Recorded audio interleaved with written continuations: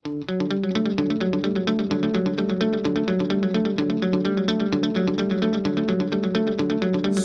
sa GreenEarth, we went there last Saturday, November 17, no? Basically, we went there to plant a tree and spend time with the kids. GreenEarth Heritage Foundation is a non-profit organization located at the foothills of Sierra Madre in San Miguel, Bulacan. Before, I didn't know anything about it until Roch nga approached us and invited us to join them in this activity. So when I learned about their mission, their vision, their advocacy, I knew right away that this is the kind of organization that I want to be involved in. Before pa, several weeks ago, or a few weeks ago, parang di ba na-plan na siya na October 26. So nag-leave na ako that day.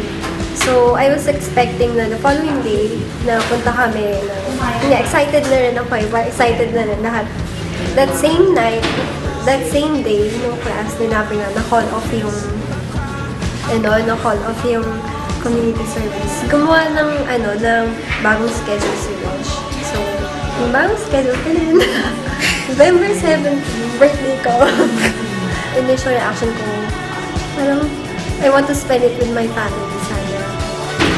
Pero I realized na it would be a meaningful birthday kasi 25th birthday ko. So, okay siya kasi parang instead na ako nang binibigyan ng presents, parang it's about time na ako naman yung mag-give back.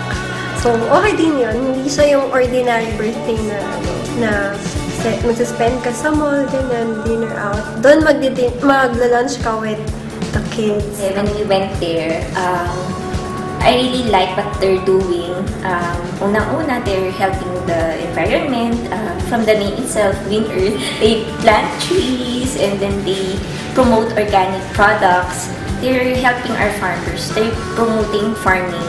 They provide enough source of income to the farmers to support their family.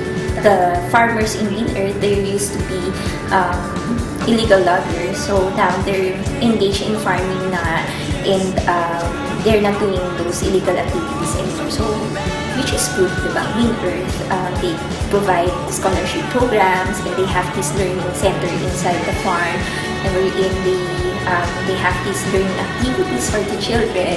They're helping the children, specifically yung children of the farmers, in terms of education. I was one of the designated drivers, so I had to wake up really early for this. I had to prepare myself because I know it will be rigorous waking up at 3:30 just to meet the call time, then making sure that your passengers are safe. So you don't want to be sleeping behind the wheel. So yeah. It was a chance to serve, definitely.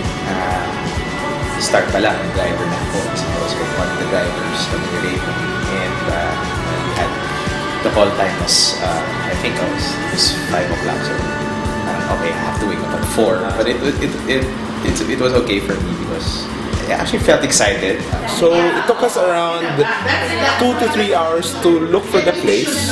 I was a bit surprised because we had to cross a slightly shallow river, but nonetheless it was challenging. Our coordinator told us that it's gonna be muddy. We brought 2 big cars there. Miko and I were the drivers.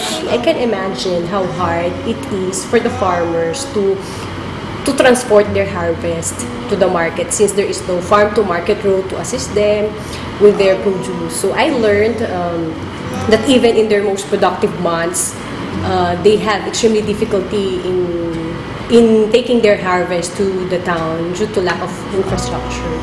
Parang yun nga, na-overwhelmed din ako kasi parang yung mga pinagdadaanan pala nila, ganun. Parang na-realize ko kung gaano ka swerte. Kung gaano, how lucky I am to have this kind of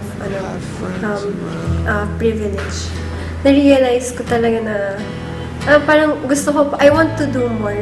Parang hindi lang yun parang yung day na yun, parang kulang talaga siya, parang to help them out.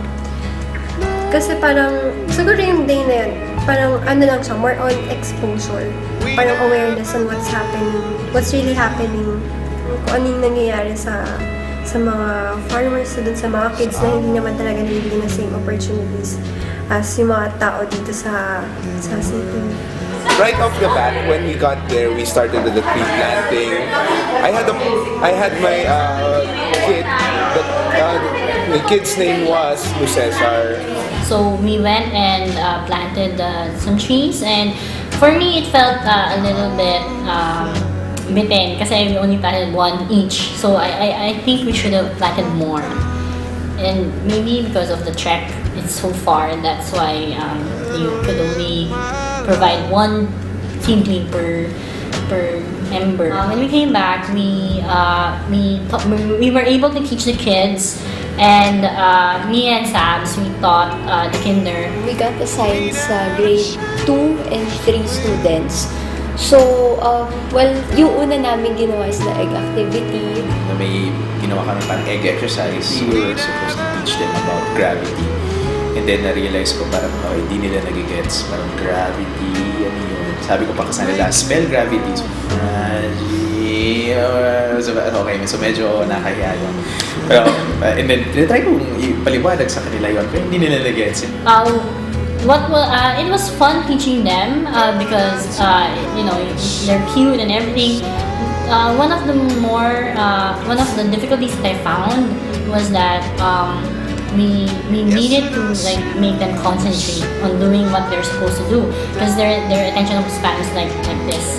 Very, just a split second, and then they look around and stuff. And then I talked to the teachers, sabi nila na medyo advanced pa yung gravity para sa kanila. Pero okay lang yun, nag-enjoy naman sila sa activity mo. So that was comforting. We asked them to draw their favorite fruits and vegetables. Well, at first, they're really shy. So siguro ako, gusto ko ma-develop yung self-confidence for them. Kasi yung iba, parang ayaw nilang pakita yung ginagawa nila. For the kinder, some of them don't really talk. So, yeah. So, they presented kung ano yung drawings nila. So at least, in a way, may interaction rin. I interacted with grade 3 to 6 students of GreenEarth Foundation. And sad to say, they are kind of one level below what is expected from them. They don't read that well, and they lack proper equipment, proper facilities for them to guide them in their studies. There's really a big difference between studying in Manila and studying in the province, especially in public schools, because we prepared materials for grade 4 to 6, but I think their reading and language comprehension was still grade 2, maybe even grade 1, so there's a big gap, and I think we need to address that gap. Sana magkaroon sila ng motivation para mag-aral talaga sila ng mabuti. Though may mga iba naman na sobrang bibo, sobrang galing, especially yung mga grade 6 na students. Tapos they're very mature for their age. Tsaka, makikita mo sa kanila, makikita mo sa kanila yung willingness talaga, yung drive, nandun yung drive, yung motivation para mag-aral ulit, lalo yung mga kids. Yun yung nakita ko sa kanila na nakaka-inspire. And hopefully yung equality sana ng education na tatanggap nila is at par with what other schools is giving out to their students. Later in the day, I think what I really felt that I was able to really contribute was when I was able to talk to high schoolers. I was able to give them counseling. It was Renz and JP who are my partners in the tree planting, and they were also the students whom I was able to have conversation with. I used the opportunity to know them. I was blessed with these two kids. They were good conversationalists. They had dreams. It was interesting kasi one of them wanted to be a teacher and another one wanted to be an engineer. Specifically. So parang, engineer, sakto kasi ako engineer ako. She told me that she wanted to take HRIM, cooking culinary schools, and I told her that she could go. She could go to schools that have 2-year courses, and be certified, and could even help out more financially with her parents. So I took it upon myself to ask for their emails, their cell phone numbers, and even added them to Facebook. And I shared my life testimony with them that I had been one of the students who belong to the economically challenged level of society, and I didn't see that as an hindrance to reach one's goals in life. It was a great experience to be able to share that to him.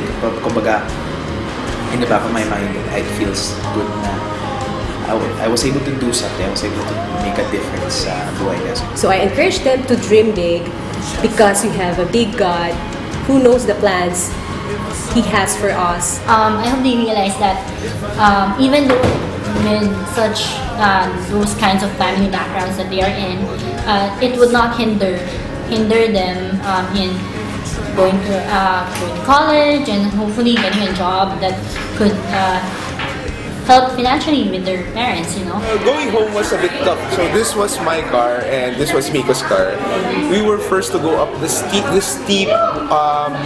path towards the crossing the river. We actually did like 3 tries to go up there with my tires burning and all. But we made it and we had a few laps. It was an experience, definitely. All in all, the experience was a chance for me to really be able to share myself. I didn't even realize that I was putting out so much for a chance to be able to share. I believe we were able to make an impact in the community. We have planted seeds in the minds and in the lives of the kids, and I pray that it will nourish and grow and that they too will also influence others. What I learned is there's still a lot of work to be done with the kids. I mean, they're still lacking sa education nila. I think they're well behind dun sa what they should already know. Tapos, but at the same time, it was very fulfilling knowing that you're helping the community, giving them a chance to encounter people outside of their comfort zone and show them more things outside of what they already know. So, ang galing. I was given that privilege, that opportunity to share myself, and hopefully I was able to make a difference sa community. I'm so grateful for the lives of my classmates, and we all took the opportunity to build relationship. It is when we work with people that we get to know who they really are. I really cherish this experience because I shared it with 8 other of my classmates, and we all have our laughs. We grew a bit closer after this, and it was a good, enriching experience because we were building our friendship as classmates, and at the same time we were building goodwill for our brethren. I hope we can always learn to give ourselves to others and experience the joy of touching lives. Marami kaming natutunan sa inyo. Sana marami din kayo natutunan sa akin. Again, maraming salamat. Mamimiss namin kayo. And my prayer is that for us to use our influence in our respective companies to craft CSR activities that will contribute to the transformation of our company and country. After namin mag-tree planting, saka magturo, kinakahan nila ako ng happy birthday. Ganun po, Ama, yung may kaarawan. Dalay ko po na ikaw ang gagawin patnubay sa kanya. Ikaw po ang magdadagdag ng maraming pang kaarawan sa kanyang buhay na may ito ay kaarawan na mayroong kabuluhan, na mayroong pagpapasalamat sa iyong dakilang pangalan. Surprise din yun, kaya sobrang happy daw. Siguro sabi ko na this is one of the best birthdays I've ever had. Salamat po sa kanila na kusang pumunta po, Ama, at nawadalayin po namin ng iyo pong presensya sa kanilang paglalakbay pauwi po ng Maynila. Ama, ingatan po sila at mabayan po ang bawat isa ang sama dalangin sa Pangasang Kristo. Amen. Pasalamatan natin muli alam mo yung gusto ko yung pasalamat ng mga Koreano at saka ng mga Hapon eh. Salamat po. Salamat po. Ayan. Ayan, no? Mas maganda yun eh, yung ganun sa Koreano sa kasapon. Thank you very much po sa inyo. Salamat. Thank you. Lights will guide you home and ignite